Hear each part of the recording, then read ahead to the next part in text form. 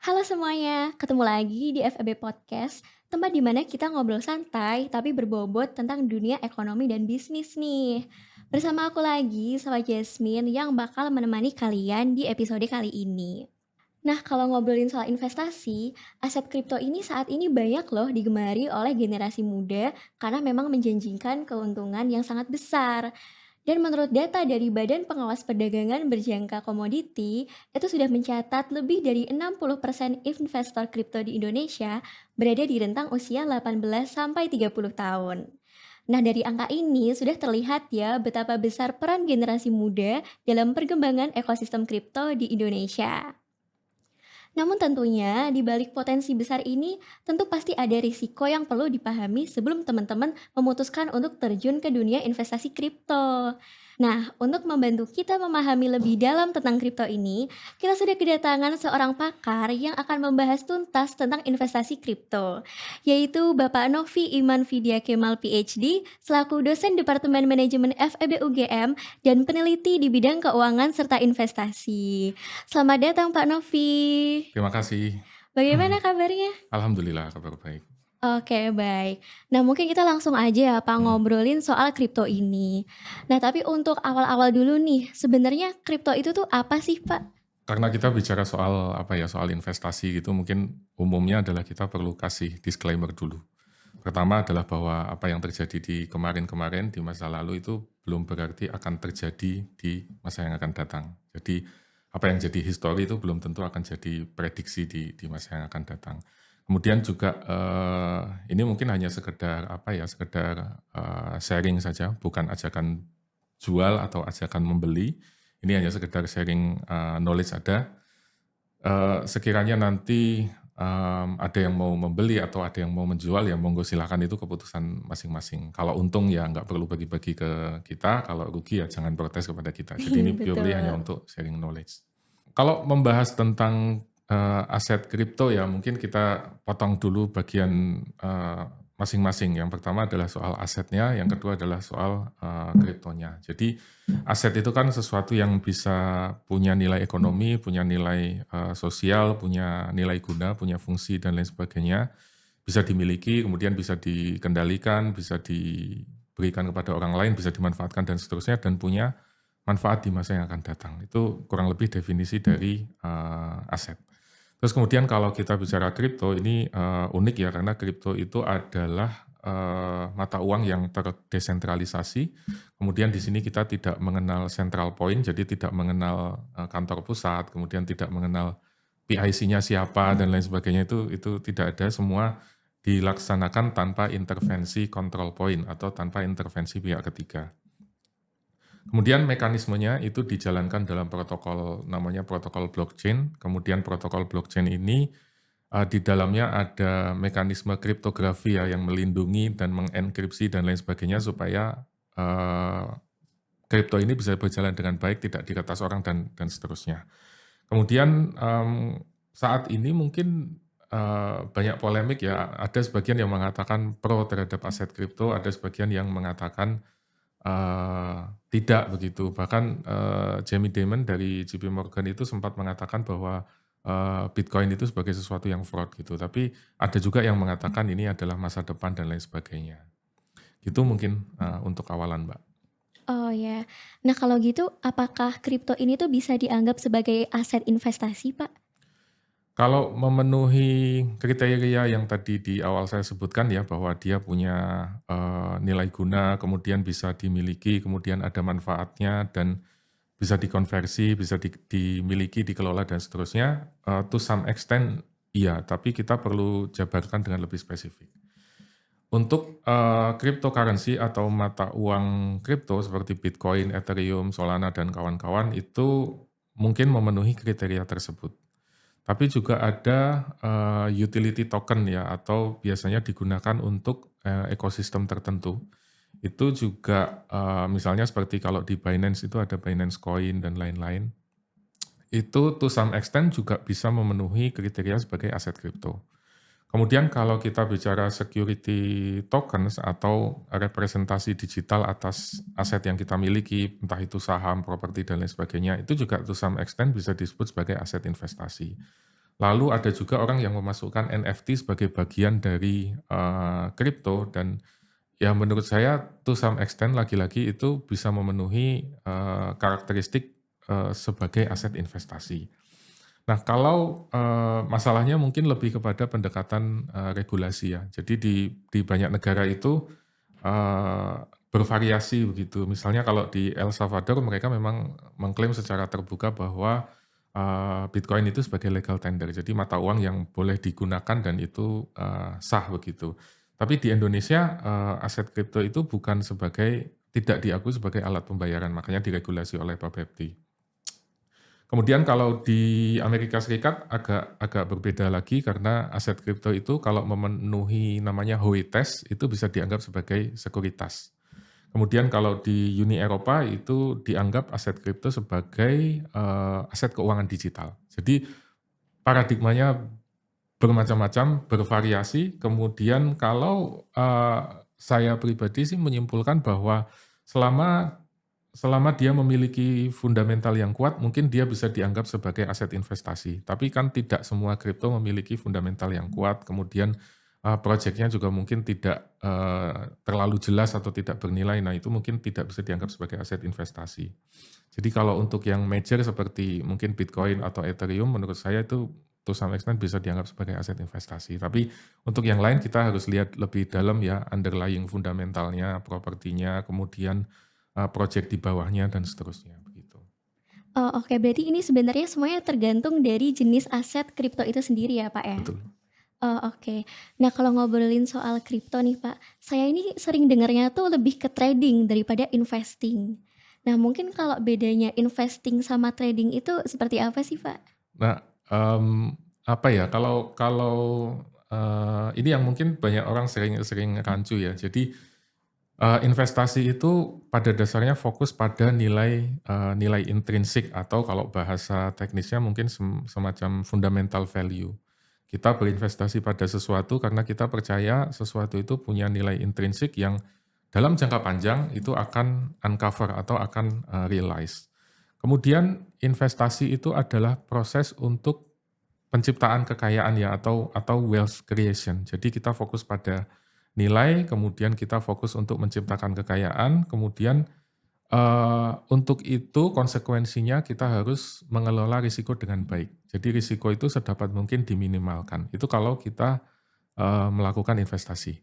Tapi kalau trading itu completely different karena trading itu kan kita melihat momentum, kemudian kita melihat di pasar itu sedang ada gejolak apa dan lain sebagainya, terus kemudian kita ikut riding the wave dan seterusnya. Dan tujuan trading itu lebih kepada profit generation. Jadi kita memanfaatkan tadi ada momentum, ada volatilitas harga, kita coba masuk, kita coba ambil itu, peluang itu untuk mendapatkan profit. Kemudian, fokus kita itu melihat peluang dan fokus kita itu melihat pada sentimen pasar. Pasarnya lagi kayak gimana dan seterusnya. Dan kebalikan dengan investasi, kalau di investasi itu kita meminimalkan risiko, kalau mengelola risiko dan seterusnya. Kalau di trading itu malah kita cenderung secara aktif mengambil risiko. Bahkan kalau kita sangat confident itu kita bisa mengambil, leverage supaya nanti dapatnya bisa, berkali-kali lipat. Dan ini berlaku untuk aset keuangan maupun non keuangan, termasuk untuk kripto dan lain sebagainya. Cuman yang sering terjadi kan kadang-kadang kita itu ngakunya trading, tapi karena nyangkut harganya nggak naik-naik, ya terus ngeles, "Ah, saya invest kok bukan trading," gitu. Atau sebaliknya kita ngakunya, "Saya mau berinvestasi," gitu, tapi begitu naik sedikit langsung tergoda untuk realize profit-nya, langsung dicairkan dan seterusnya. Nah itu yang sering kali saya lihat tuh tidak istiqomah antara investasi dan trading. Oh, oke. Nah, kalau berdasarkan penjelasan Bapak tadi, apakah kripto ini tuh layak, Pak, untuk dijadikan investasi dalam jangka panjang? Jangka panjang ya kembali lagi kalau kita memilih kriptonya itu baik, punya fundamental yang baik, menurut saya sih bisa menjadi aset jangka panjang ya. Tentu ada prasyarat bahwa dia harus diadopsi secara luas ya, wider adoption itu perlu karena dengan itu nanti demand-nya akan naik, kemudian harganya juga akan terdorong naik dan seterusnya. Kemudian yang kedua adalah, dukungan regulasi, tapi ini dilematis. Karena, keberadaan kripto itu kan sebetulnya ingin mem-bypass, regulasi atau mem-bypass, control point yang tadi saya sebutkan di awal. Tapi ketika, eee, kripto itu mendapatkan legitimasi, mendapatkan dukungan regulasi, itu nanti adopsinya akan jauh lebih kencang. Kemudian, ada juga, saya melihat kalau aset kelas yang lain itu underperform, misalnya saham itu underperform, properti underperform, kemudian instrumen investasi yang lain itu tidak bisa diandalkan, maka orang akan cenderung lari ke, kripto gitu. Itu mendorong nilai, kripto itu akan naik. Nah, cuman yang perlu dimitigasi adalah masa tunggu ya. Kalau kita bicara, saham misalnya, saham itu kan ada saham yang umumnya memberikan dividen, sehingga kalau kita sebagai investor fundamental, kita merasa misalnya kita membeli di harga 5.000, kita merasa nilainya itu bisa 10.000. Nah, untuk menunggu sampai dia terwujud ke 10.000 itu dalam perjalanannya kita dapat ongkos tunggu yang disebut sebagai dividen. Kalau di kripto itu kan tidak ada. Jadi lagi-lagi ini tergantung, stamina kita nih seberapa kuat kita berani untuk menunggu sampai target point yang, kita harapkan. Makanya penting, lagi-lagi untuk kalau memang ingin berinvestasi di cryptocurrency itu harus betul-betul menggunakan uang yang, dingin gitu ya, tidak mengganggu kehidupan kita begitu, kurang lebih. Oke Pak, kalau ngobrolin dikit soal saham sama reksadana itu kan biasanya diawasi oleh OJK dan juga lembaga-lembaga Ya. terkait lainnya. Nah kalau kripto ini diawasinya oleh siapa ya Pak? Atau mungkin belum ada lembaganya nih Pak kalau di Indonesia? Secara resmi belum ya, tapi tadi yang saya sampaikan mungkin yang paling dekat adalah Bapepti ya, yang menganggap, apa namanya, memberikan atau menerbitkan regulasi tentang aset kripto. Tapi kalau mundur mundur ke belakang sedikit melihat, sejarah dan lain sebagainya, uang itu kan sebetulnya sudah ada sejak mungkin 6 ribuan atau 9 ribuan tahun yang lalu ya, kemudian orang menggunakan sesuatu yang berharga seperti logam atau mungkin tembikar atau mungkin, tulang belulang atau mungkin apa, kerang dan lain sebagainya sebagai, nilai tukar. Kemudian, fast forward ke manusia modern sudah menemukan emas. Emas dianggap sebagai logam mulia yang bisa menggantikan, peran uang itu tadi, karena emas itu relatif durable, kemudian, mudah untuk dikenali, lalu dia juga, portable bisa dibawa kemana mana dan untuk menghasilkan, emas itu kan butuh effort ya, butuh ditambang, butuh apa namanya, diolah dan lain sebagainya sampai menghasilkan entah itu koin emas atau lempengan emas. Kemudian di tahun 1944 itu kan ada Bretton Woods, Conference di New Hampshire di Amerika Serikat yang pada masa itu Perang Dunia Kedua itu hampir selesai, terus kemudian negara-negara ini sepakat nih, negara Amerika dan negara-negara sekutu ini sepakat untuk menjadikan, US dollar itu sebagai reserve atau sebagai, cadangan mata uang bersama begitu ya. Karena pada masa itu memang US dollar itu mungkin boleh dibilang sama bagusnya atau sama kuatnya dengan, emas begitu. Dan banyak juga di masa itu emas itu disimpan di, tempat-tempat penyimpanan yang ada di Amerika Serikat. Makanya dulu mungkin kalau ada film, Die Hard itu, Bruce Willis itu kan, di banyak, eee, adegan itu berusaha untuk membobol emas dan lain sebagainya itu backstory-nya mungkin agak, nyerempet ke sana. Tapi di tahun 1971 itu Presiden Nixon memutuskan untuk, eee, tidak lagi harus konversi kepada emas. Jadi siapapun atau negara itu boleh mencetak uang, tidak perlu ada, backing-an, sejumlah emas yang ada. Nah ini kan menjadi itu yang kemudian jadi lahirnya fiat currency dan lain sebagainya. Jadi pemerintah itu boleh menerbitkan uang hanya berbekal dengan janji, tidak perlu di-backup dengan sejumlah emas tertentu. Ini yang kemudian menyebabkan, terjadi inflasi, terus kemudian peredaran uang, begitu banyak dan seterusnya. Nah, kalau kembali ke Bitcoin, maka kelahiran Bitcoin itu kan pada dasarnya, ingin memitigasi masalah itu ya, karena ketidakpercayaan, kemudian merasa ada capital control dan lain sebagainya, sehingga Bitcoin itu muncul. Kita ingin membuat mata uang yang lebih sifatnya peer to peer, antara kita bersama, tidak perlu ada pihak ketiga, tidak perlu ada negara, tidak perlu ada pemerintah, tidak perlu ada central bank dan lain sebagainya untuk meregulasi itu. Kepercayaan itu semua diletakkan pada teknologi, diletakkan kepada protokol blockchain dan kriptografi yang ada di dalamnya. Jadi kalau ditanya antara keberadaan kripto dengan regulasi yang melindungi, itu nanti akan paradoks ini. Karena di satu sisi untuk mata uang kripto itu bisa menjadi besar, dia butuh dukungan regulasi.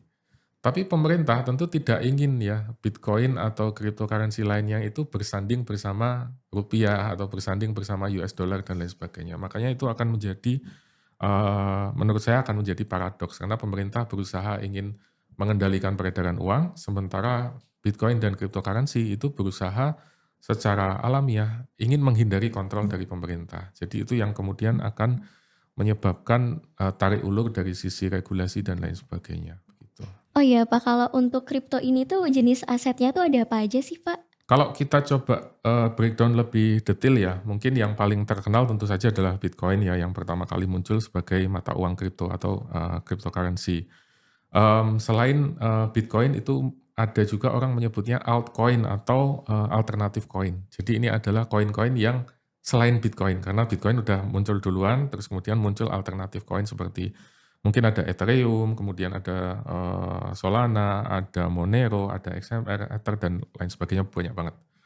Nah, alternative coin ini adalah koin yang muncul dengan berbagai macam fitur yang mencoba untuk melengkapi atau menyempurnakan kelemahan yang ada di dalam Bitcoin. Jadi masing-masing itu punya kelebihan. Ada yang menawarkan transaksinya lebih cepat, ada yang menawarkan privacy, dan lain sebagainya. Kemudian selain altcoin itu ada stablecoin. Itu adalah koin yang harganya itu nanti dikunci ke mata uang tertentu, entah itu US dollar atau euro atau yang lain, sehingga harganya cenderung relatif stabil.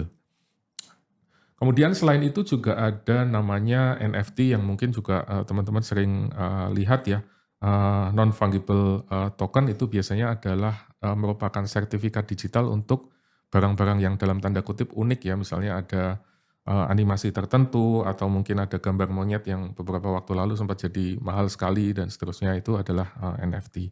Kemudian pemanfaatan dari kripto itu yang juga menurut saya cukup berkembang sekarang adalah DeFi atau Decentralized Finance. Ini seperti sistem keuangan atau sistem perbankan yang kita bisa melakukan peminjaman, kita bisa meminjam atau kita bisa meminjamkan. Nanti kita akan mendapatkan return tertentu dari proses itu. Jadi mirip seperti bank digital. Kemudian selain itu juga ada mungkin orang mengaitkan dengan metaverse, misalnya di dunia virtual itu mereka bisa melakukan transaksi dan lain sebagainya. Tapi kalau khusus untuk metaverse ini saya belum mendalami terlalu detail ya. Mungkin kalau saran pribadi lebih baik berinvestasi bukan di metaverse-nya secara langsung, tapi di perusahaan-perusahaan yang sedang mengembangkan metaverse. Misalnya seperti Nvidia atau Facebook, Meta, kemudian Microsoft dan lain-lain. Karena metaverse ini nampaknya adopsinya belum begitu luas, kemudian nilai gunanya itu belum terlalu kelihatan sebagaimana tadi kripto dan koin yang lain begitu. Berarti memang banyak banget ya Pak jenis aset di kripto ini. Mhm. Nah kalau kayak gitu untuk strategi making money di kripto itu sendiri gimana ya Pak? Karena saking banyaknya jenis aset kripto nih. Kalau kita lihat secara inheren ya, teknologi kripto itu kan harus menggunakan tadi namanya blockchain, kemudian ada proses untuk memverifikasi dan menciptakan rantai blok yang panjang dan seterusnya pada saat terjadi transaksi dan lain-lain. Maka cara pertama yang bisa kita lakukan untuk mendapatkan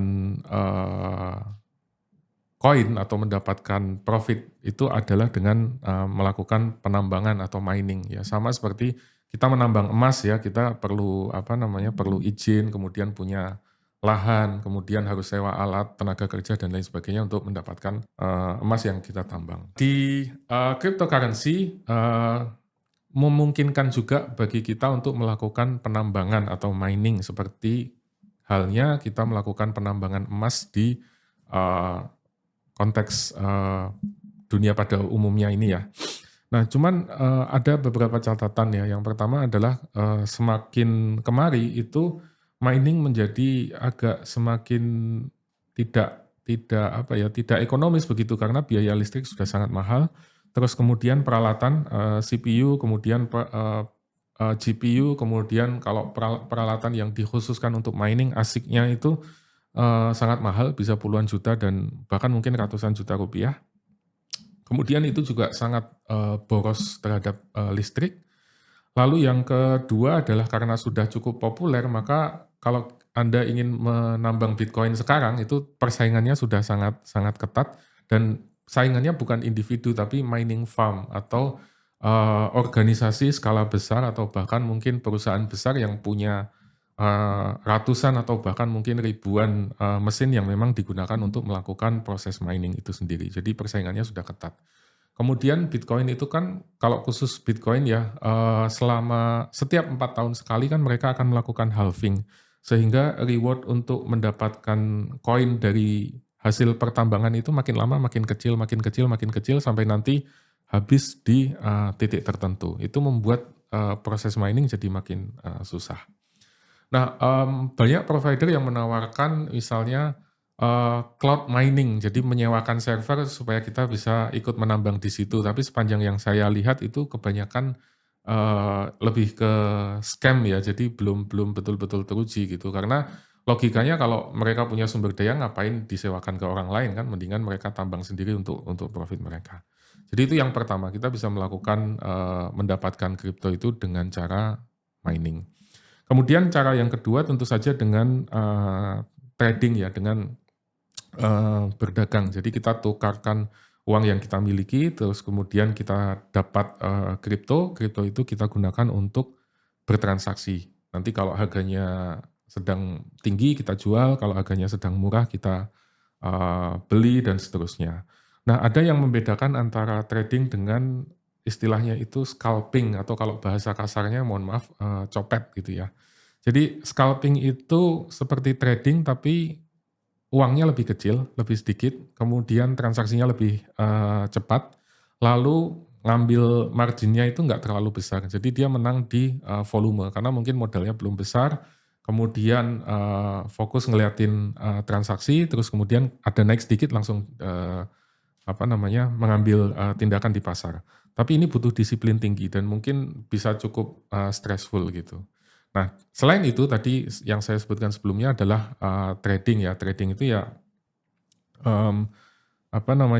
bisa untung juga dalam waktu singkat, mungkin harian atau mingguan atau bahkan bulanan dan ini juga membutuhkan analisis pasar dan lain sebagainya dan mirip seperti jual beli saham di bursa ya, ketika harganya murah kita beli, ketika nanti harganya naik kita jual. Jadi fokus pada perubahan harga. Tapi bisa juga to some extent lagi-lagi cryptocurrency ini kita gunakan untuk investasi. Jadi dalam jangka panjang kita pilih kripto yang punya fundamental bagus, kemudian di-backup dengan project yang benar, ada use case yang betul-betul bermanfaat, terus kemudian kita beli, kita ada uang, kita cicil dan lain sebagainya dengan harapan nanti 2 tahun, 3 tahun, 5 tahun, 10 tahun ke depan nilainya akan berkali-kali lipat begitu. Nah, itu yang sederhana ya, tapi yang lebih kompleks lagi itu ada istilahnya staking. Staking itu seperti analoginya adalah deposito. Jadi misalnya saya punya sekian kripto, kemudian saya serahkan ini kepada platform, nanti saya akan mendapatkan return dari kripto yang saya pinjamkan selama kurun waktu tertentu itu tidak boleh saya apa-apakan, mirip seperti deposito. Kemudian selama kurun periode tersebut, saya mendapatkan imbal hasil dari kripto yang saya sewakan, itu staking. Kemudian ada juga DeFi tadi ya, decentralized finance, itu mirip seperti bank digital. Saya meminjamkan kripto saya kepada orang yang membutuhkan, kemudian nanti saya akan mendapatkan return dengan lebih tinggi dan lain sebagainya. Tetapi ini risikonya tentu lebih besar bila dibandingkan staking tadi. Jadi istilahnya farming ya atau yield farming itu bisa digunakan untuk mendapatkan return yang lebih tinggi. Kira-kira itu mungkin Mbak, yang apa namanya, beberapa di antaranya ya yang cukup populer cara kita untuk bisa making money dari, kripto. Oh ya, kalau untuk investasi ini kan pastinya punya risiko-risiko tertentunya sendiri ya, Pak, ya. Nah, kalau di kripto ini bagaimana sih, Pak, cara kita untuk memahami risikonya? Kalau apa ya, kalau Pak Kiai bilang itu kan Tuhan menciptakan akhirat karena dunia ini tidak sempurna ya. Jadi risiko itu kan pada dasarnya mencerminkan ketidaksempurnaan, dunia dan segala isinya. Tapi dalam konteks, investasi risiko itu kan bagian yang, tidak terpisahkan. Dan risiko itu bukan untuk dihindari tetapi untuk, dikelola. Karena bagaimanapun kita tidak akan pernah punya informasi yang 100% lengkap. Pasti ada to some extent itu ada unsur spekulasinya. Walaupun hanya sepersekian persen, karena kita tidak mungkin ada istilahnya bounded rationality ya, kita tidak mungkin memiliki, eee, informasi penuh dan ada keterbatasan yang kita punya. Kemudian, mungkin yang sudah dipelajari juga di kelas bahwa namanya investasi itu pasti akan selalu melekat, risiko dan return. Dalam artian kalau risikonya, rendah maka return-nya juga rendah, tapi kalau risikonya tinggi juga return-nya akan, tinggi. Nah, cuman, kalau kita bicara mental, ini ada sesuatu yang, apa ya, sesuatu yang mungkin perlu mendapat perhatian ya. Misalnya begini, andai kata saya, kasih tahu Anda bahwa besok nih, besok hari minggu depan misalnya, pekan depan itu saham X atau kripto X itu akan naik 2 kali lipat. Kemudian kalau Anda hanya punya uang katakanlah 10 juta atau 20 juta, maka mudah bagi Anda untuk memindahkan itu semua, membeli apa yang tadi saya sarankan. Tapi kalau uang Anda sudah cukup besar ya, katakanlah kita bicara miliaran dan seterusnya, itu tantangan atau perasaan untuk memindahkan uang sebanyak itu ditaruh di investasi tadi yang saya sampaikan, walaupun itu sudah benar-benar nih pasti nanti akan berkali lipat, itu beban mentalnya akan berbeda. Jadi sekali lagi, jangan dianggap remeh ya antara risk and reward, trade off ini, karena begitu kita berhubungan dengan, aset yang lebih besar atau uang yang lebih besar, nilai yang lebih besar, itu the way we deal with that itu akan completely, different. Kemudian bicara soal, risiko juga adalah sifatnya tidak linear dan ini sangat dinamis. Misalnya kemarin di 2008 itu ada krisis kredit perumahan subprime mortgage di Amerika, itu kan mungkin menurut kita adalah masalah sepele ya yang terjadi jauh di sana, tapi ternyata bisa merembet dan seterusnya menjalar ke seluruh dunia bahkan sampai ke Indonesia. Jadi ada sifat atau ada efek apa, butterfly effect begitu ya, yang awalnya kecil di sana, tapi ternyata secara dinamis itu bisa berpengaruh, eee, dan menjadi dampaknya itu jadi sampai ke kita, begitu.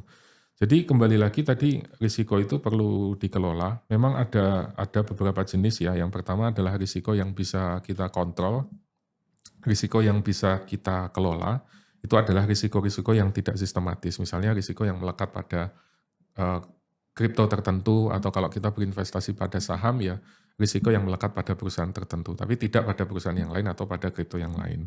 Kemudian risiko yang sifatnya kognitif atau emosional, termasuk misalnya tadi yang saya sampaikan, kalau pegang uangnya kecil gampang sih memindahkan ke sana, ke sini dan seterusnya, tapi begitu uangnya besar itu bisa bisa berpikir jutaan kali itu untuk memindahkan itu. Termasuk juga kadang-kadang kita merasa FOMO, kadang-kadang kita merasa bias, overconfident dan lain sebagainya di sektor tertentu atau di, aset tertentu.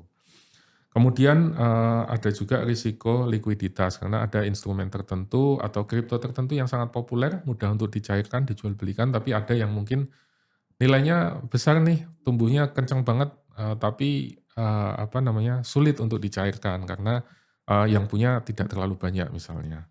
Kemudian juga risiko terkait dengan, penipuan, nanti mungkin kita bisa elaborasi lebih detail.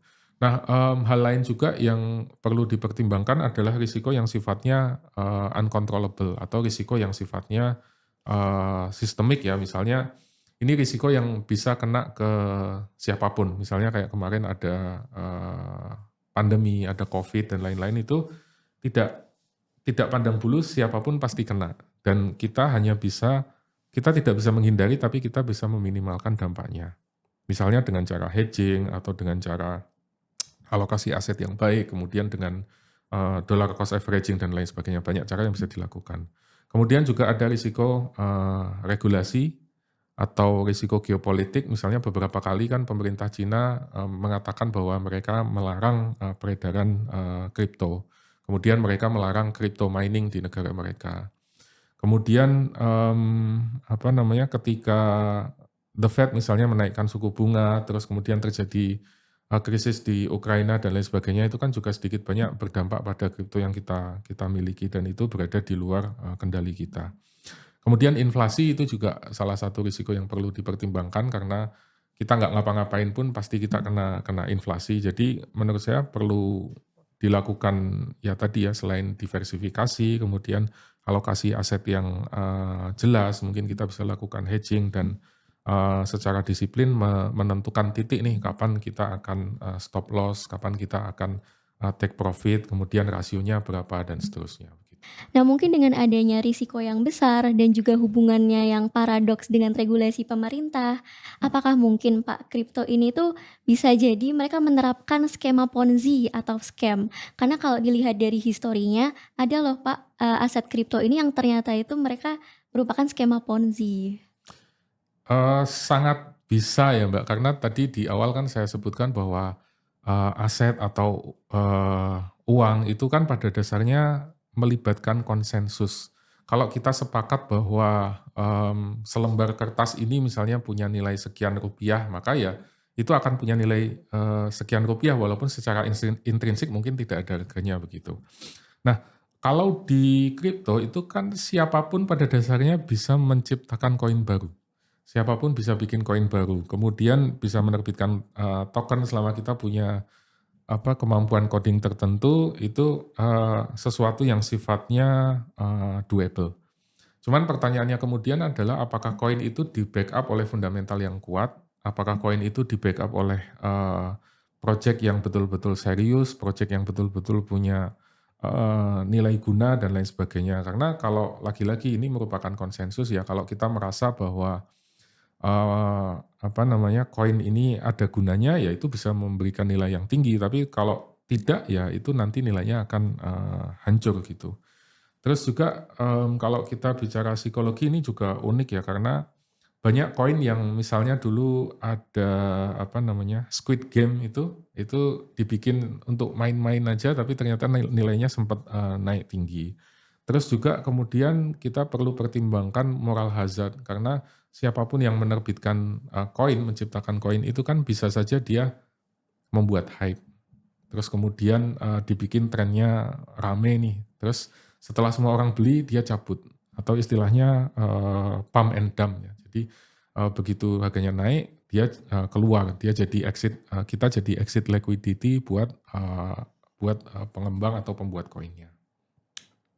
Nah kalau, kembali ke soal regulasi, memang kripto itu kan pada umumnya masih wild wild west ya, jadi, tidak ada yang betul-betul bisa masuk ke sana, tidak ada yang betul-betul bisa jadi, polisinya begitu ya, ibaratnya ini pasar tapi di dalamnya itu nggak ada satpamnya, nggak ada polisinya. Siapapun bisa menjanjikan sesuatu dan siapapun bisa, melarikan diri atau kabur dari situ. Dulu pernah ada yang cukup terkenal juga adalah Luna atau Terra itu juga, sempat sampai miliaran dolar tapi terus kemudian, hilang. Kemudian, kalau saya mungkin menekankan adalah, tadi ya, harus punya fungsi yang nyata begitu. Seperti, Bitcoin atau Ethereum menurut saya sudah boleh dibilang punya nilai guna yang cukup, tinggi ya, cukup cukup bermanfaat gitu. Tapi, koin-koin yang lain mungkin kita perlu lihat lagi. Seperti Doge itu kan juga dulu awalnya dibikin untuk lelucon ya, tapi ternyata harganya bisa naik begitu. Jadi, untuk Bitcoin dan Ethereum menurut saya nilai gunanya to some extent bisa kita justifikasi, tapi untuk, koin-koin yang lain perlu dilihat lebih lanjut gitu. Oh iya betul Pak, apalagi kripto ini kan akhir-akhir ini namanya lagi naik banget nih Pak, kayak dari belakangan tahun-tahun terakhir ini. Dan banyak banget orang tuh juga mulai FOMO nih Pak, untuk investor-investor kripto baru tuh pada FOMO. Nah kenapa sih Pak investor-investor ini tuh sering terjebak dalam FOMO ini? Kalau bicara FOMO ya, keluar dari investasi sedikit, itu kalau menurut, René Girard, filsuf dari Perancis, itu dia mengatakan konsep, mimetic desire. Jadi orang itu menginginkan sesuatu tidak selalu itu berasal dari dalam dirinya, tetapi karena orang lain memiliki sesuatu atau karena orang lain juga menginginkan hal yang sama. Analoginya begini, kalau Anda melihat misalnya ada dua anak kecil gitu ya, terus kita taruh mainan di situ, awalnya mainan itu tidak akan diapa-apakan gitu, tapi begitu salah satu anak ini pegang mainan itu, maka anak yang lain pasti akan berusaha untuk memiliki mainan yang sama. Itu adalah, konsep, mimetic desire. Dan kalau kita bicara zaman sekarang ya, itu diamplifikasi dengan, advertising. Advertising itu sengaja membuat kita untuk menginginkan sesuatu karena orang lain memiliki hal yang sama, terus kemudian ditambah dengan, media sosial ya, mencerminkan, status, mencerminkan posisi, mencerminkan, social standing seseorang yang membuat kita jadi menginginkan hal itu. Jadi menurut saya itu udah jadi inherent, behavior setiap manusia ya, bahwa kita menginginkan sesuatu atas dasar bukan semata-mata karena kebutuhan atau keinginan dalam diri, tapi karena orang lain juga memiliki atau menginginkan hal tersebut. Jadi kalau menurut saya ya cara mengatasinya adalah melihat ke diri kita sendiri ya, mengukur ke diri kita sendiri sejauh mana kita betul-betul menginginkan hal itu, apakah itu benar-benar karena kita sendiri atau sebetulnya karena ikut-ikutan atau karena orang lain dan lain-lain gitu. Mungkin balik lagi nih Pak ke soal risiko. Bagaimana sih Pak caranya menghindari risiko dan juga membuat keputusan investasi yang lebih rasional nih Pak, terutama untuk di investasi kripto ini? Mungkin selain tadi ya, selain FOMO itu juga perlu perlu dipertimbangkan adalah, istilahnya FUD ya, fear, uncertainty, dan, doubt atau, ketakutan, keraguan, dan, ketidakpastian gitu. Jadi, kadang-kadang mungkin memang, kita buru-buru nih pengen beli kripto karena orang lain, melakukan hal yang sama, tapi kadang-kadang karena berita tertentu, misalnya tadi yang saya sampaikan, pemerintah Cina melarang, adanya exchange atau melarang adanya crypto mining, terus kemudian kita buru-buru jual, panik dan lain sebagainya. Jadi, di satu sisi memang, FOMO itu membayangi kita, tapi di sisi lain juga ada FUD itu juga membayangi kita. Nah, kalau kembali ke bagaimana cara kita making money, tadi sudah saya sebutkan beberapa strategi di awal ya. Ada strategi lain yang mungkin juga bisa dieksplorasi, yaitu follow follow the whale. Whale itu, paus, ikan paus. Atau kalau dalam bahasa, saham itu ada market maker atau bandar. Jadi, kadang-kadang kita bisa menemukan aset kripto yang, undervalue itu dengan cara mengikuti perilaku whale ini tadi. Whale ini bisa fund manager, bisa hedge fund, bisa investment manager, bisa, seperti, JP Morgan yang saya tadi, sampaikan di awal, kemudian BlackRock, Fidelity, dan lain sebagainya. Bahkan Tesla juga, klaim membeli, kripto dan seterusnya. Jadi kita bisa melakukan itu dengan cara mengikuti apa yang mereka lakukan.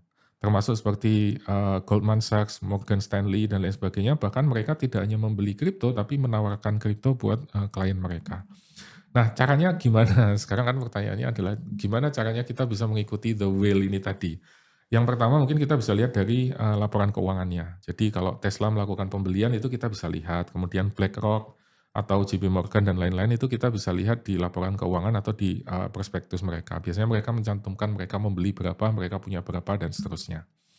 Kemudian, ada beberapa tools yang, bisa digunakan untuk memonitor namanya on-chain data atau, whale movement seperti Whale Alert dan, Glassnode. Itu bisa kita gunakan untuk melacak transaksi-transaksi besar, karena nggak mungkin nih kalau transaksinya sejumlah itu nggak mungkin itu individu biasa, pasti itu adalah, perusahaan besar atau investment banking atau asset manager atau, siapa yang mengelola dana kelolaan cukup cukup besar. Kemudian kita juga bisa melihat berita, misalnya mengamati, komentar dari, eksekutif finansial, kemudian dari, analis dan lain sebagainya. Dan juga, satu lagi mungkin kalau di Amerika itu adalah regulasi dari, SEC. Kalau misalnya ada yang mau menerbitkan, ETF, Exchange Traded Fund, sejenis, reksadana, tapi di-backup oleh cryptocurrency tertentu, itu pasti harus membutuhkan persetujuan approval dari SEC. Nah, kita bisa monitor tuh ngintip, ke sana. Tapi sekali lagi biasanya, whale itu ya namanya ikan paus ya, badannya besar, kalau dia bergerak pasti bisa kelihatan dari, satu titik atau, titik yang lain, begitu. Nah, strategi yang lain mungkin ya selain yang tadi saya sebutkan di awal itu juga bisa dilakukan dengan cara arbitrase. Arbitrase itu mencari selisih harga atau perbedaan harga. Misalnya saya punya kripto di exchange A itu kursnya 1.000, di exchange B mungkin kursnya 1.200. Nah, kan ada selisih nih. Maka saya beli di tempat, yang murah, kemudian saya jual di tempat yang mahal. Tapi arbitrase ini harus, pintar ya karena harga itu bergerak dengan sangat cepat. Kalau Anda punya kemampuan programming, bisa bikin script atau bikin, bot gitu, itu bisa dilakukan secara lebih cepat dan kuncinya adalah di kecepatan. Kalau kita bisa cepat mengeksekusi, kita bisa memanfaatkan arbitrase itu. Kemudian kita juga bisa melakukan, apa namanya, staking atau yield farming tadi. Kalau kita punya, sejumlah kripto tertentu, itu kita bisa titipkan ke platform untuk mendapatkan reward, kita bisa titipkan atau kita bisa pinjamkan ke mereka yang membutuhkan, nanti kita akan mendapatkan, bunga atau mendapatkan return dari kripto yang kita miliki. Lalu kita juga bisa melakukan, early investing atau kalau di saham kan ada IPO ya, initial public offering, kalau di kripto ada ICO, ada IDO dan lain sebagainya, ada pre-sale dan lain-lain. Kalau memang kita punya, apa ya, punya informasi, kemudian bisa membaca white paper-nya, bisa membaca prospektusnya dan merasa itu adalah, project yang betul-betul bermanfaat, kemudian didukung oleh orang-orang yang di belakangnya itu memang kredibel dan lain sebagainya, ini juga bisa menjadi momentum nih untuk early investing. Kemudian mungkin yang juga sedang hype itu adalah, NFT. Itu kalau pintar dan tahu di mana tempatnya, mungkin bisa melakukan flipping ya, jual beli, NFT ketika, punya apalagi kalau di-backup oleh komunitas, yang kuat dan Anda punya pemahaman tentang NFT di, komunitas tersebut, misalnya yang berbasis game atau berbasis, hal-hal tertentu begitu. Atau kalau memang Anda punya follower yang banyak, Anda adalah tokoh yang cukup influensial, jadi public figure dan lain-lain, ya Anda menerbitkan NFT. Itu, atau istilahnya minting NFT ya, kita menerbitkan NFT kita sendiri, kemudian para follower kita nanti yang akan membeli dan seterusnya. Ini seperti mencetak, sertifikat kepemilikan digital, tapi syaratnya ya tadi kita harus punya follower yang kuat, yang banyak dan, eee, masif begitu, punya daya beli untuk mem-backup itu semua. Ini beberapa alternatif strategi yang mungkin nanti lain waktu bisa dielaborasi lebih lebih jauh gitu. Oke, Pak. Nah, mungkin untuk yang terakhir, mungkin Bapak bisa memberikan pesan atau saran bagi mahasiswa yang tertarik atau bahkan sudah terjun ke dunia kripto? Ini mungkin saran secara umum ya, sebagaimana kita berinvestasi di tempat manapun begitu. Satu tentu kita harus punya, knowledge ya, kita harus tahu tentang apa yang mau kita investasikan, itu produk apa dan seterusnya. Kemudian yang kedua kita harus, understand ourselves, terutama tadi memitigasi bias yang ada di dalam diri kita, kemudian, keterbatasan-keterbatasan yang kita miliki dan seterusnya. Kemudian yang ketiga kita harus punya edge atau kita punya keunggulan atau kita punya kelebihan. Misalnya saya paham di sektor tertentu, saya paham di industri tertentu, atau saya kenal orang-orang yang berada di balik project crypto tertentu, itu kan saya punya edge bila dibandingkan orang lain. Nah, menurut saya itu tiga tiga kunci utama ya supaya kita bisa sukses, plus nanti adalah yang lebih teknis itu terkait dengan manajemen risiko tadi ya, alokasi aset, kemudian disiplin menerapkan, apa namanya, entry dan exit-nya dan lain sebagainya. Terus kemudian juga punya humility, menurut saya ini penting banget.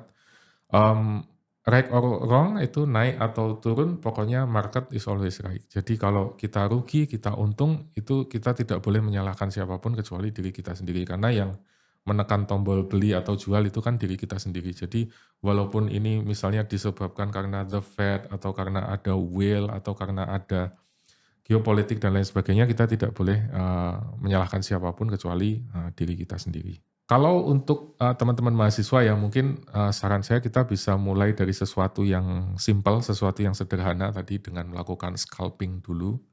Kemudian kalau scalping sudah mulai, sudah tahu, sudah paham, sudah kenal dunianya, sudah test the water dan seterusnya, masuk ke trading dengan lebih besar. Kemudian kalau mungkin agak berani menggunakan leverage sedikit-sedikit, momentumnya agak sedikit lebih panjang dan seterusnya, ngukur stamina dan kemampuan diri, nambah pengalaman dan seterusnya. Baru kemudian nanti masuk ke investing yang jangkanya lebih panjang.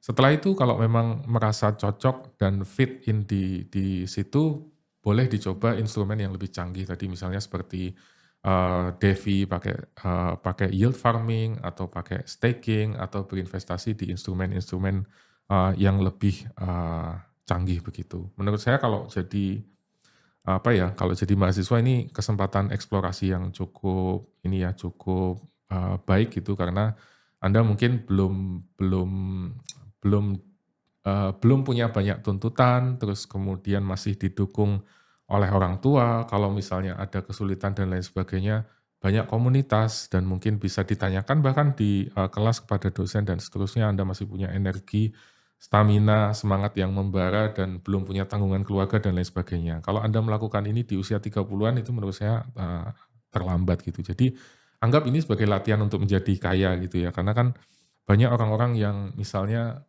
mungkin Anda pernah dengar berita, orang dapat undian sekian juta dolar, tapi kemudian bukannya kehidupannya terangkat, tapi setelah itu malah dia, terpuruk. Atau kisah yang juga, cukup tragis ya, misalnya dapat uang besar karena ganti rugi, di situ ada tambang atau di situ untuk jadi proyek jalan tol, tapi karena tidak bisa mengelola keuangannya dengan baik, malah terus kemudian harus menjual aset dan lain sebagainya. Nah, itu hal-hal yang tidak diinginkan. Jadi, menurut saya ini momentum buat teman-teman mahasiswa untuk latihan jadi kaya begitu ya, dengan risiko yang relatif lebih terukur. Nah, kalau menurut saya mungkin satu lagi adalah bahwa tidak semua orang itu harus masuk ke kripto ya. Menurut saya tuh tiap orang itu punya jalannya sendiri-sendiri. Kalau kalau, Umar bin Khattab itu pernah mengatakan bahwa, "Aku tidak khawatir tentang rezekiku, tapi aku khawatir bagaimana aku akan menjemput rezekiku itu dengan cara yang baik atau dengan cara yang, buruk," gitu. Jadi menurut saya tidak semua orang harus ke kripto. Mungkin ada yang suksesnya di saham, mungkin ada yang suksesnya, jadi entrepreneur, bikin bisnis sendiri, atau mungkin ada yang suksesnya, jualan properti atau jadi, pemilik kos-kosan dan lain sebagainya. Semua orang, itu punya jalannya sendiri, tapi ini bisa menjadi kesempatan atau bisa menjadi cara untuk tadi, mengeksplorasi untuk menjadi, latihan gitu. Jadi mudah-mudahan barangkali nanti ketemu ikigai-nya di situ atau calling-nya ada di situ. Tapi kalaupun enggak, ya nggak apa-apa, mungkin memang jodohnya bukan bukan di kripto gitu. Oh iya, saya setuju banget sih Pak sama poin Bapak kalau memang mahasiswa ini waktunya untuk mengeksplorasi banyak hal ya Pak ya. Wah luar biasa sekali ya Pak obrolan kita hari ini. Banyak banget insight menarik tentang dunia investasi kripto. Mulai dari apa sebenarnya kripto, risikonya, sampai ke strateginya juga. Jadi, buat sobat FEB yang mau mulai investasi, pastikan kalian sudah pahami dulu ya risikonya. Jangan mudah tergoda janji keuntungan instan, dan selalu juga lakukan riset sebelum membeli aset apapun itu. Dan juga terima kasih banyak Pak Novi yang telah meluangkan waktunya atas sharing ilmunya yang sangat berharga pada episode kali ini. Dan juga harapannya obrolan kita kali ini bisa membuka wawasan bagi Sobat FEB dimanapun kalian berada. Khususnya yang ingin berinvestasi kripto. Jangan lupa juga untuk follow podcast ini supaya nggak ketinggalan episode menarik lainnya. Share juga konten ini di media sosial kalian agar lebih banyak yang bisa mendapatkan manfaatnya juga. Sampai jumpa di episode FEB Podcast berikutnya dan tetap cerdas dalam berinvestasi ya. Bye!